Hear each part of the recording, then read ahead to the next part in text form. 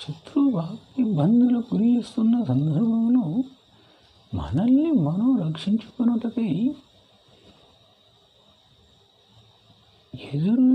ఎదురుగా నేరుగా మనం వారిని దండించలేని పరిస్థితులలో ఈ యొక్క చేతబడి విధానాలు ఉంటాయి. నేరుగా ఎదుర్కోలేని పరిస్థితులలో ఈ చేతబడి విధానం ద్వారా అవతలి వ్యక్తి కాళ్ళు చేతులు పడిపోయే విధానం చేయవచ్చును. మొత్తమే లేకుండా కూడా చేసే విధానాలు ఉంటాయి. ఈ యొక్క విధానం అనుభవజ్ఞులు చేస్తేనే ఫలిస్తుంది. అనుభవం లేని వారు చేస్తే ఫలించదు. ఒక రోజులో 1 గంటలో అయ్యే పని కాదు ఇది.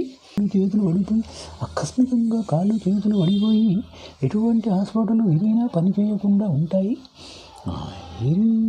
చేతబడి జరిగిందనే విషయం కూడా ఎక్కడ చూపించుకున్నా తెలియదు. ఈ విధానం అనుభవజ్ఞులు చేస్తే